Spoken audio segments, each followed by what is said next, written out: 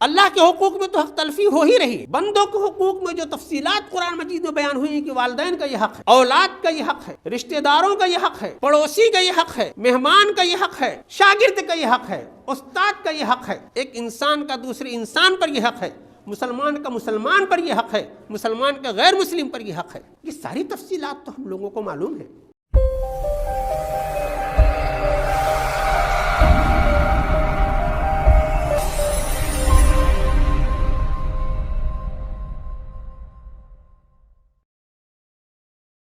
الحمدللہ رب العالمین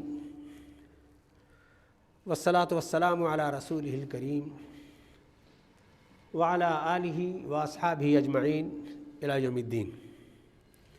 اما بعد، قال اللہ تعالی فی کتابہ المجید اعوذ باللہ من الشیطان الرجیم لیس البر ان تولوا وجوہکم قبل المشرق والمغرب ولكن البر من آمن باللہ والیوم الآخر والملائکۃ والکتاب والنبیین وآتى المال على حبه ذوي القربى واليتامى والمساكين وابن السبيل والسائلين وفي الرقاب وأقام الصلاة وآتى الزكاة۔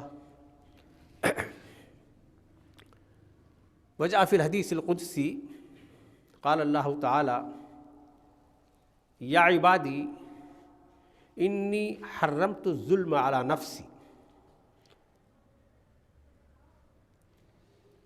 برادران اسلام، ہم لوگوں کی روزمرہ کی زندگی میں حق کا لفظ بہت بولا جاتا ہے۔ حق دینا، حق لینا، بلکہ حق لینے پر زیادہ بات ہوتی ہے، اور اس کے لیے بڑے بڑے احتجاجات، ریلیاں، لاٹھی چارج، بہت کچھ ہوتا ہے۔ گھر میں بھی بچہ مچل جاتا ہے اپنا حق لینے کے لیے۔ حق ایسی چیز ہے جس کی تھوڑی بہت شناخت سب کو ہے۔ اللہ تعالیٰ نے اس کائنات کو بنایا ہے، اور کائنات کی بے شمار جو چیزیں ہیں سب ایک دوسرے کے لیے مفید ہیں، تو سب کا ایک دوسرے پر حق بھی متعین کیا ہے۔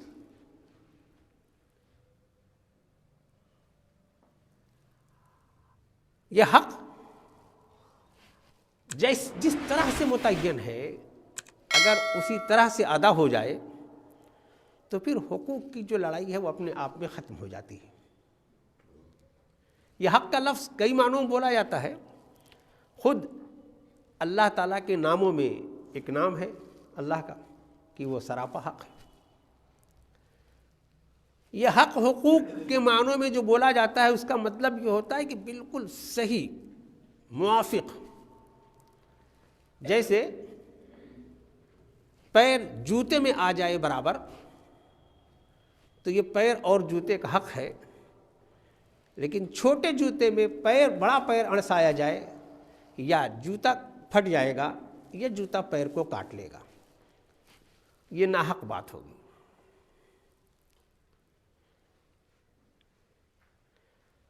حق کا قرآن مجید میں، احادیث میں مختلف جگہوں پر مختلف تناظر میں ذکر آیا ہے۔ اس کی 2-3 قسمیں کی جاتی ہیں۔ سب سے پہلا تو حق اللہ کا ہے، جس کو ہم لوگ حقوق اللہ کہتے ہیں۔ ایک دوسری کیٹیگری کی جاتی ہے حقوق العباد، یعنی بندوں پر حق۔ لیکن کائنات میں یہی 2 چیزیں نہیں، اللہ اور بندے نہیں ہیں۔ اللہ نے بندوں کے لیے جو بے شمار چیزیں بنائی ہیں، وہ پیڑ پودے، جانور، کیڑے مکوڑے، زمین آسمان، سب کا حق ہے، اور سب کا حق اللہ تعالیٰ نے انہی انسانوں پہ رکھا ہے کہ ان کو ادا کرنا ہے۔ ہم لوگوں نے احادیث میں کئی مرتبہ اس طرح کی باتیں پڑھی ہوں گی کہ ایک آدمی کا گناہ اس لیے معاف ہو گیا کہ اس نے پیاسے کتے کو پانی پلایا، ایک بوڑھی عورت سے اس لیے باس پرس ہو گئی کہ اس نے بلی کو باندھے رکھا اور اسے کھلائے پلائے نہیں، تڑپ کر کے مر گئی۔ ایک بستی پر اس لیے عذاب ہو گیا کہ انہوں نے چیونٹیوں کو جلا دیا۔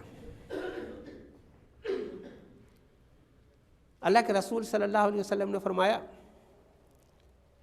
درخت کا اس کا حق یہ ہے کہ تم اسے لگاؤ، اس کی آبیاری کرو، اور اگر تمہیں معلوم ہو جائے کہ کل قیامت آ جائے گی تب بھی تم درخت لگاؤ۔ اور پھر یہ کہ جو درخت لگائے گا تو اس درخت سے جو بھی فیض یاب ہو، مسافر اس کے سائے سے فیض یاب ہو، چڑیا اس کی شاخوں سے فیض یاب ہو، انسان جانور اس کے پھل سے فیض یاب ہو، اس کے پتے سے فیض یاب ہو، سب کا ثواب اس کو ملے گا۔ یہ جو مختلف اشیاء ہیں ان کے بارے میں اس طرح کے حقوق کی ہمارے یہاں تعلیم ہے۔ ہم لوگ جب دینی باتیں کرتے ہیں، منبر سے گفتگو کرتے ہیں، تو ہماری گفتگو کا زیادہ تر محور حق اللہ پر ہوتا ہے کہ اللہ کے حقوق ادا ہونے چاہیے، اور اس کا حق ہے کہ اس پر گفتگو ہو اور زیادہ ہو، اس لیے کہ وہی خالق و مالک ہے، وہی رازق و حاکم ہے، وہ ہماری ایک ایک سانس کا مالک ہے، اسی کا دیا ہوا سب کچھ ہمارے پاس ہے، تو اس کا تو حق ہے ہی۔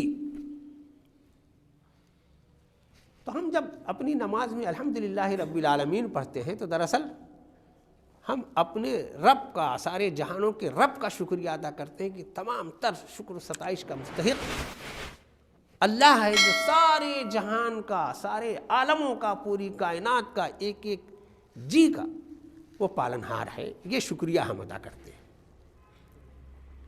موٹے موٹے طور پر کچھ باتیں متعین نہیں کہ یہ کام بہت ضروری کرنا ہے، یہ اللہ کے حق میں ہے، ان میں یہ ہے کہ اللہ پر، اس کی صفات پر، اس کے حقوق پر بلا شرکت غیر ایمان رکھنا ہے، جو ہماری ایمان کی پوری گفتگو ہے۔ انسان اللہ کا دیا ہوا سب کچھ اس سے برتے سارا فائدہ اٹھائے اور اسی کو نہ مانے، تو اس سے زیادہ ناقدری کی، حق تلفی کی کوئی بات نہیں ہوگی۔ تو اللہ کا شکر ہے کہ ہم لوگ مسلمان ہیں، ہم اللہ پر یقین رکھتے ہیں، ایمان رکھتے ہیں، یہ جو پہلا حق ہے ہم ادا کر رہے ہیں۔ پھر اس نے تعالیٰ نے اللہ کے حقوق جو اور موٹی موٹی جو باتیں بتائی ہیں کہ نماز پڑھنا ہے، روزہ رکھنا ہے، زکوٰۃ دینا ہے، حج کرنا ہے، بندوں کے حقوق ادا کرنے ہیں، وغیرہ وغیرہ، یہ اللہ تعالیٰ کے احکام ہیں۔ ان باتوں پر ہمارے یہاں گفتگو ہوتی ہے کہ اللہ کا حق ہے، اور اللہ تعالیٰ بڑی سخت قسم کی اس سلسلے میں باز پرس روز حشر کرے گا۔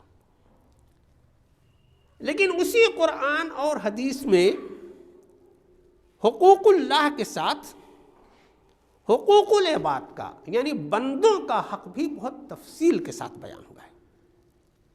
بندے پر بندے کا حق، اللہ تعالیٰ نے اپنے حقوق کے ساتھ ساتھ بندوں کے حقوق بیان کیے ہیں۔ جہاں یہ حکم ہے کہ اللہ پر ایمان لانا ہے، وہیں یہ حکم ہے کہ والدین کے ساتھ حسن سلوک کرنا ہے۔ جو آیت میں نے آپ کے سامنے پڑھی، اس میں اللہ کے ساتھ جو دوسری بنیادی چیزیں ہیں ایمان کی، ان پر ایمان لانے کے ساتھ ساتھ بتایا کہ صحیح معنوں میں نیکی یہ ہے کہ آپ جو بھی ذوی الحقوق ہیں ان کے حق ادا کریں۔ ان میں رشتہ دار بھی ہیں، ان میں مساکین بھی ہیں، اس میں مسافر بھی ہیں، اس میں اور دوسری تمام لوگوں کے حقوق بیان کیے گئے ہیں کہ یہ ہر بندے کے لیے کا بندے کے اوپر حق ہے۔ قرآن مجید کی آیات کا ہم تسلسل کے ساتھ کئی جگہوں پر مطالعہ کریں تو یہ حق کا لفظ بندوں کے لیے، بندوں کے مال میں، بندوں کی صلاحیتوں میں دوسرے بندوں کا کئی جگہوں پر یہ لفظ استعمال ہوا ہے۔ وَآتُوا حَقَّهُ يَوْمَ حِسَادِهِ، فصلوں میں جو اللہ کا حق ہے وہ ادا کرنا ہے، ذوی القربہ کے جو حقوق ہیں وہ ادا کرنے ہیں۔ تو اس طرح کی قرآن مجید میں بندوں کے حقوق کی بڑی تفصیلات آئی ہیں اور بڑی ذمہ داریاں آئی ہیں۔ یہ جو میں نے آپ کے سامنے حدیث پاک پیش کی، یہ حدیث قدسی ہے۔ حدیث قدسی کا مطلب یہ ہوا کہ یہ حکم اللہ تعالیٰ کا ہے، بات اللہ تعالیٰ کی ہے، لیکن بیان رسول پاک صلی اللہ علیہ وسلم نے کیا ہے۔ تو اللہ کے رسول صلی اللہ علیہ وسلم نے فرمایا کہ اللہ تعالیٰ نے اپنے بندوں کو مخاطب کر کے یہ کہا ہے کہ اے میرے بندو، ظلم کو میں نے اپنے اوپر حرام کر لیا ہے، حرمت ظلم علی نفسی، اور اس ظلم کو میں نے تمہارے اوپر بھی حرام کیا ہے۔ میں تمام تر قوتوں کا مالک ہوں، اگر میں نے اپنے لیے ظلم نہیں روا رکھا ہے تو تم تو محتاج ہو، تم کو کیسے اجازت ہو سکتی ہے کہ تم ظلم کرو؟ پھر اللہ تعالی نے فرمایا فلا تظالموا، آپس میں تم دوسروں کے اوپر ظلم نہ کرو۔ ظلم نہ کرو کا مطلب ایک دوسرے کا حق نہ چھینو، حق نہ لو۔ اللہ کے رسول صلی اللہ علیہ وسلم نے ایک مرتبہ اپنی محفل میں صحابہ کرام سے پوچھا کہ بتاؤ مفلس کون ہوتا ہے؟ عام طور سے صحابہ کرام رسول پاک صلی اللہ علیہ وسلم کے جواب میں فرماتے ہیں کہ اللہ کے رسول صلی اللہ علیہ وسلم زیادہ بہتر جانتے ہیں، آپ ہی بتائیں۔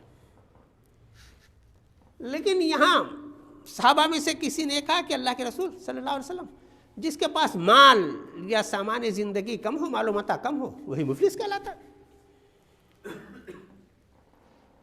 آپ نے فرمایا نہیں، اصلی مفلس وہ ہوگا روز حشر جو بہترین عقیدہ اور عبادتوں کے ساتھ اللہ کے یہاں حاضر ہوگا، نمازوں کا، روزوں کا، زکوٰۃ کا، نیک اعمال کا، اس کے پاس بڑا ذخیرہ ہوگا، لیکن وہ کبھی اپنے بھائی کو گالی بھی دے لیتا ہے، غیبت بھی کر لیتا ہے، اس کا مال بھی تلف کر لیتا ہے، اس کے جو حقوق اس کے اوپر ہیں وہ اس کو ادا نہیں کرتا۔ تو جب روز حشر حساب ہوگا، اس کی یہ جو بدعمالیاں ہیں جب اس کے سامنے آ کر کے کھڑی ہوں گی، اور حساب میں یہ ہوگا کہ جس نے جس کو گالی دی، جو گالی اس کا جرم ہے، جو گناہ اس سے ہوا ہے، اس کی نیکیاں اس کو دے دی جائیں گی، جس نے گناہ نہیں کیا ہے اس کے ظلم کے بدلے میں۔ اور یہ بندہ جو بڑا عبادت گزار اللہ کے دربار میں حاضر ہوا تھا، نیکیوں کا دامن اس کا خالی ہو جائے گا، پھر اس کا گناہ اس کے دامن میں ڈال دیا جائے گا، اور یہ سب سے زیادہ مفلس اور محروم بندہ ہوگا۔ میرے ایمان والے بھائیوں، ان باتوں سے، آیات سے اور حدیث سے بات جو واضح ہوتی ہے وہ یہ کہ حقوق کی باز پرس بڑی سخت باز پرس ہے اللہ کے یہاں، اور یہ حقوق نہ ادا کرنا یہ بڑا سنگین جرم ہے اللہ کے یہاں۔ اب اگر ہم لوگ اپنی زندگیوں کا، اپنے گرد و پیش کا، اپنے معمولات کا ہم جائزہ لیں تو لگتا تو یہی ہے کہ بڑی حق تلفی ہم سے ہو رہی ہے۔ اللہ کے حقوق میں تو حق تلفی ہو ہی رہی ہے، بندوں کے حقوق میں جو تفصیلات قرآن مجید میں بیان ہوئی ہیں کہ والدین کا یہ حق ہے، اولاد کا یہ حق ہے، رشتہ داروں کا یہ حق ہے، پڑوسی کا یہ حق ہے، مہمان کا یہ حق ہے، شاگرد کا یہ حق ہے، استاد کا یہ حق ہے، ایک انسان کا دوسرے انسان پر یہ حق ہے، مسلمان کا مسلمان پر یہ حق ہے، مسلمان کا غیر مسلم پر یہ حق ہے۔ یہ ساری تفصیلات تو ہم لوگوں کو معلوم ہے، اور کسی ایک چیپٹر کو اگر ہم لے کر کے ہم لوگ اپنی زندگیوں کا، اپنے اعمال کا اگر جائزہ لیں تو کوتاہیاں تو بہت ہو رہی ہیں ہم سے۔ اگر ہم اللہ کے فضل سے ابھی والدین والے ہیں تو والدین کی ہمارے اوپر کیا کیا فرائض ہیں، کیا کیا حقوق ہیں، اور کیسے قرآن مجید نے یہ کہا ہے کہ ان کے ساتھ کیسے سلوک کرنا ہے، کیسے ان کے حقوق ادا کرنا ہے. بہت بار وہ آیات پڑھ کر کے بندہ لرز اٹھتا ہے. جو قرآن نے تو کہا ہے کہ تم کو اف تک نہیں کہنا ہے، اور بہت بات جھجلا کر کے ہم ایسی باتیں کہہ دیتے ہیں. اگر ہم والدین ہیں، صاحب اولاد ہیں، تو اولاد کی تربیت، صحیح خطوط پر تربیت، یہ ہماری ذمہ داری ہے. حقوق کا ترجمہ ذمہ داری کیا جاتا ہے، فرض کیا جاتا ہے. لینے والا جو ہوتا ہے اس کو حق کہا جاتا ہے، دینے والا جو ہوتا ہے اس کو ذمہ داری اور فرض کہا جاتا ہے. اولاد کی تربیت ہم لوگ بہترین تعلیم کے ذریعے کرتے ہیں، اس کے کیریئر کے لیے پتہ نہیں اور کتنے جتن کرتے ہیں، لیکن اس کی تربیت کا جو نہج پیارے رسول صلی اللہ علیہ وسلم نے بتایا ہے کہ اس دنیا میں بھی وہ مسلمان بنا رہے اور جنت میں بھی والدین کے ساتھ ہو، اس نہج پر تربیت کا تو ہمارے یہاں بڑا فقدان ہے. اللہ تعالیٰ نے جو حق رکھا ہے بندوں کا بندوں کے اوپر، وراثت کا ایک بڑا چیپٹر ہے، جس کے بارے میں متعین لفظوں میں قرآن مجید نے کہا ہے کہ یہ اللہ کے متعین کردہ حدود ہیں. ان حدود کو جو پھیلانے کی کوشش کرے گا وہ اپنے اوپر بہت بڑا ظلم کرے گا. بڑی سخت اللہ کی ہاں اس پر گرفت ہے. بڑی سنگین قسم کی کوتاہی ہوتی ہے ہمارے یہاں وراثت کی تقسیم.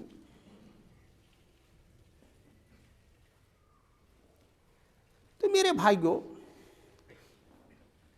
ہم لوگ جو مسلمان ہیں،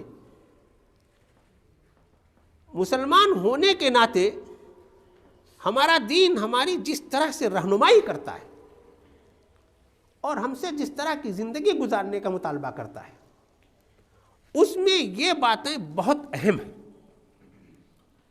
حق کی شناخت اور حق کی ادائیگی. تو حق لینے کے لیے تو ہم واقعی بہت جتن کرتے ہیں، سب کرتے ہیں. ابھی سال بھر کے بعد دھرنا ختم ہوا ہے، ایک اور دھرنا چل رہا ہے جس پر لاٹھی چارج ہوا ہے. ہم لوگ گھر میں بھی یہ سب باتیں کرتے رہتے ہیں. ہمارا حق جو ہے وہ ہم کو مل جانا چاہیے. خالی بندہ حق دینے کو طے کر لے، جس حیثیت میں وہ ہو، جیسی جس کی حیثیت ہوگی اتنی بڑی اس کی ذمہ داری ہوگی. بچہ ہے تو اس کی بھی کچھ ذمہ داری ہے، والدین ہے تو ان کی بھی ذمہ داری ہے، کوئی کسی ادارے کا سربراہ ہے، کوئی کسی ملک کا سربراہ ہے تو اس کی بھی ذمہ داری ہے. جو جتنی بڑی ناحق تلفی کرے گا اتنا بڑا ظالم ہوگا.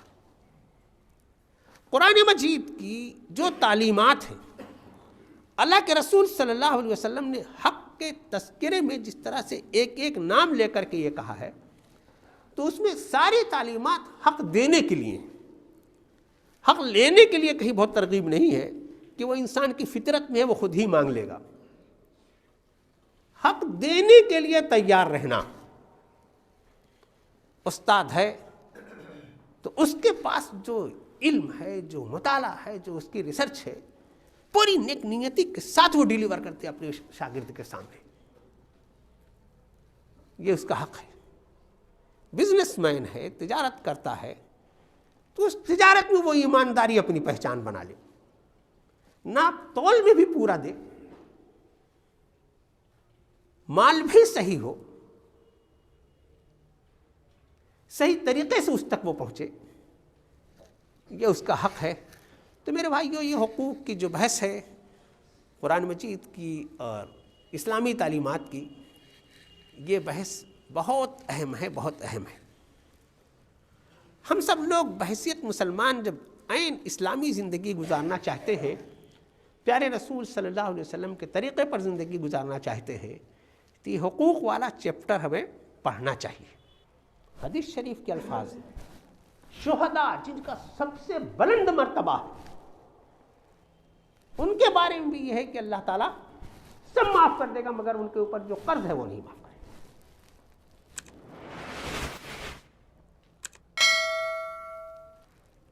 میں نے کسی کتاب میں واقعہ پڑھا، بڑے افسر تھے کوئی پاکستان میں، بڑے جاہو جلال کے ساتھ اپنی بڑی افسری کی. بڑی لمبی چوڑی جائیداد بنائی. آخر ان کو یہ حقوق کا چیپٹر ان کی آنکھوں کے سامنے آیا. ان کو جب انہوں نے پڑھا تو یہ لگا کہ یہ سب کچھ جو ہے یہ تو حقوق تلف کرتے ہیں.